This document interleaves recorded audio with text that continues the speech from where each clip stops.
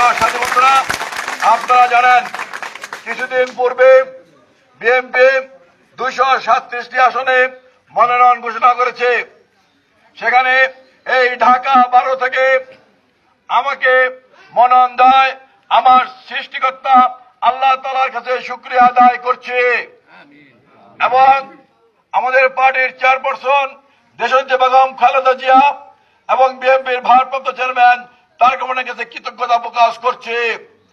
আমি মনে করি ঢাকা 12 এলাকার বিএনপির প্রতিটি নেতাকর্মী, বিএনপি পরিবারের প্রতিটি নেতাকর্মী, জাতীয়বাদী শক্তির প্রতিটি নেতাকর্মী আমার জন্য দোয়া করেছিলেন। এই কারণে এটা সম্ভব হয়েছে।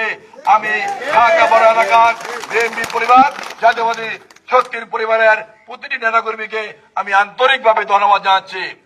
প্রিয় সাথী বন্ধুরা, দেশ আজ একটি কঠিন পরীক্ষার সম্মুখীন হয়েছেন। আমাদের নেতা তারেক রহমান বলেছেন আগামী নির্বাচন হবে একটি কঠিন নির্বাচন, কারণ একটি অদৃশ্য শক্তি ছিল, যেই অদৃশ্য শক্তিটি নির্বাচন চাননি, গণতন্ত্রের বিরুদ্ধে চক্রান্ত করেছিল, দেশের বিরুদ্ধে চক্রান্ত করেছিল। তারা কিন্তু আস্তে আস্তে তারা প্রকাশ্যে আজকে এসেছে। তারা এক এক রূপ ধারণ করছে।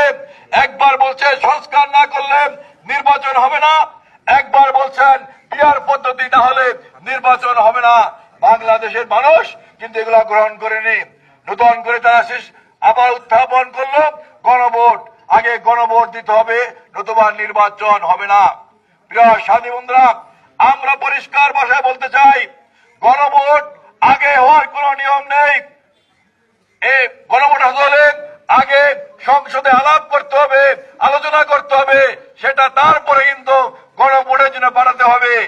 তাই আমরা বলে গণভোট হতে হবে, কিন্তু সেই গণভোট কিসের গণভোট?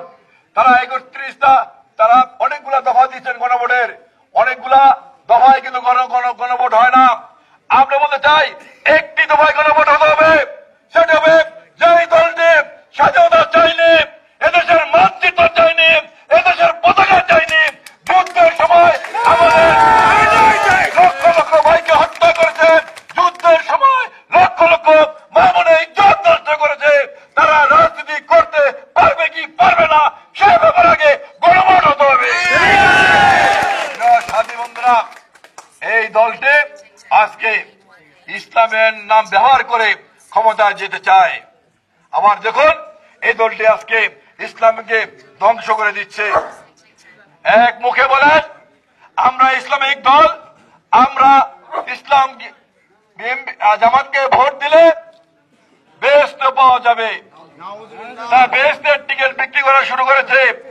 আবার একই মুখে বলেন আমাদের প্রিয় নবী হযরত মুহাম্মদ সাল্লাল্লাহু আলাইহি ওয়াসাল্লাম জীবনে অনেক পাপ করেছেন, তিনি তওবা করেন নাই, তওবা করা উচিত ছিল।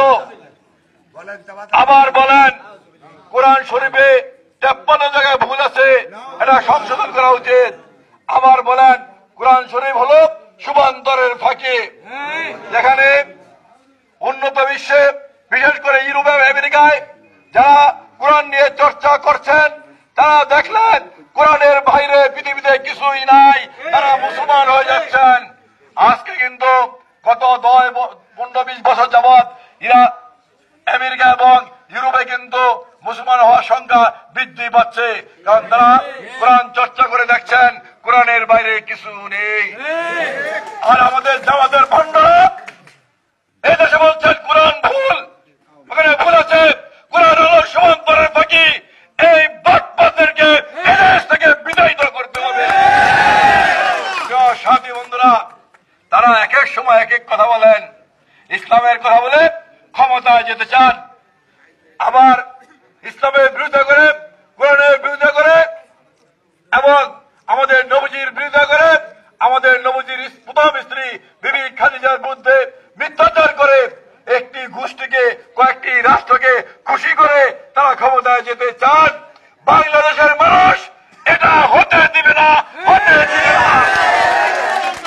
বাংলাদেশের মানুষ শহীদ রাষ্ট্রপতি জিয়া রহমানের মুক্তিযুদ্ধের ঘোষণা শুনে রণাঙ্গনে গিয়ে যুদ্ধ করে দেশ স্বাধীন করেছে। আমাদের নেতা শহীদ রাষ্ট্রপতি জিয়া রহমান পরিষ্কার ভাষায় বলেছেন একটি গোলাপ ফুলের যেমন অনেকগুলা পাপড়ি থাকে, আমাদের দেশে আমরা হলো বাংলাদেশী জাতীয়তাবাদ। এই বাংলাদেশী জাতীয়তাবাদে বাংলাদেশে বিভিন্ন ধর্মের লোক থাকবে, বিভিন্ন বর্ণের লোক থাকবে, বিভিন্ন উপজাতি থাকবে, সবাই হলো এক একটি পাপড়ি, আর সেটাই হলো বাংলাদেশী জাতীয়বাদ। আমরা এই লক্ষ্যে আমরা ঐক্যভাবে আমরা দেশ গঠন করব। প্রিয় সাথী বন্ধুরা, তাই আজকে বলতে চাই, আজকে যে দলটি ধর্মের নামে ক্ষমতা যেতে চায়, অথচ কয়েকটি রাষ্ট্রকে কয়েকটি গোষ্ঠীকে খুশি করার জন্য ধর্মকে ধ্বংস করে দিচ্ছে তরুণ সমাজ, সেই দলটি থেকে সাবধান হতে হবে, সেই দলটিকে না বলে দিতে হবে। সেই দলটি এদেশের স্বাধীনতা চাইনি, যে দলটি এদেশের মানচিত্র চাইনি, যে দলটি এদেশের পতাকা চাইনি, যে দলটি যুদ্ধের সময় আমাদের অনেক লক্ষ লক্ষ ভাইকে হত্যা করেছে, যে দলটি যুদ্ধের সময় লক্ষ লক্ষ মনে ইজ্জত নষ্ট করেছে, সেই দলটিকে না বলতে হবে। সাথী বন্ধুরা, সর্বশেষ বলতে চাই, আগামী ফেব্রুয়ারি মাসে যেই নির্বাচন হবে, সেই নির্বাচনে দেশের স্বাধীনতার স্বার্থে, দেশের গণতন্ত্রের স্বার্থে, দেশের উন্নয়নের স্বার্থে, এই বাংলাদেশে ইসলামী ঐক্যকে অটুট রাখার স্বার্থে বিএনপির প্রার্থীকে ধানের শীষে ভোট দিয়ে জয়যুক্ত করবেন। প্রিয় সাথী বন্ধুরা, আমি আমার বক্তব্য দীর্ঘায়িত করব না, শুধু বলতে চাই, গত 16 বছর এই সরকার সারা বাংলাদেশে একটি মাদকের রাজ্য কায়েম করেছিল। বিশেষ করে ঢাকা 12 আসনের এমপি ছিলেন স্বরাষ্ট্রমন্ত্রী কুখ্যাত কামাল।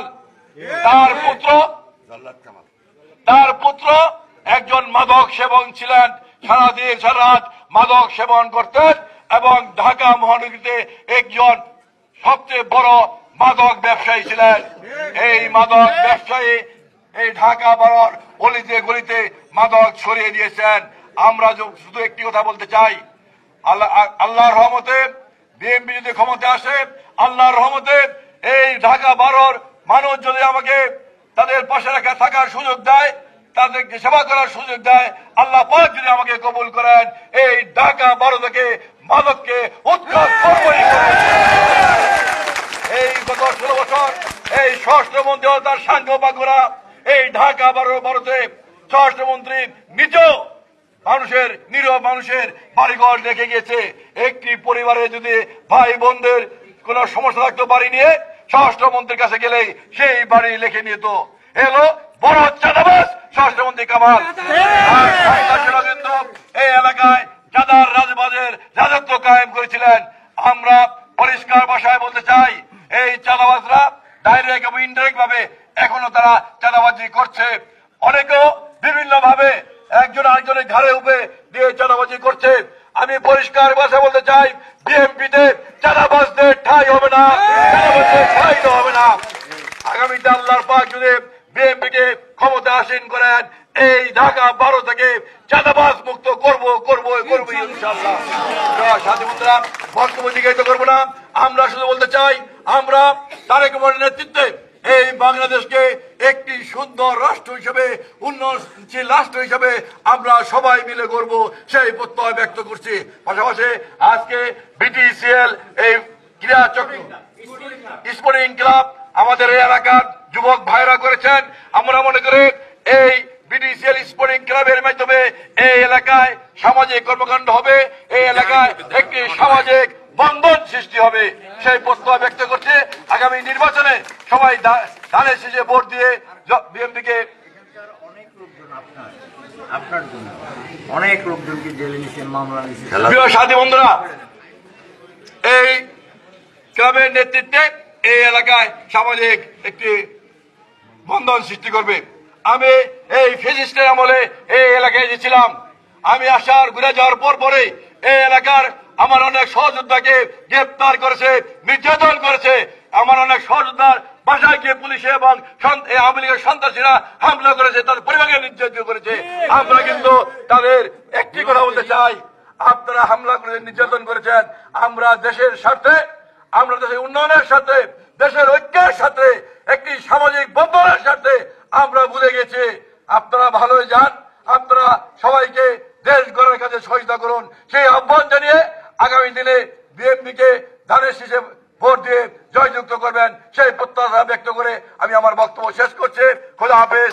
বাংলাদেশ জিন্দাবাদ, বাংলাদেশ জাতীয় দল জিন্দাবাদ, শহীদ জমরুক বেগম খালেদা জিন্দাবাদ, আমাদের প্রাণ নেতা তারেক রহমান জিন্দাবাদ।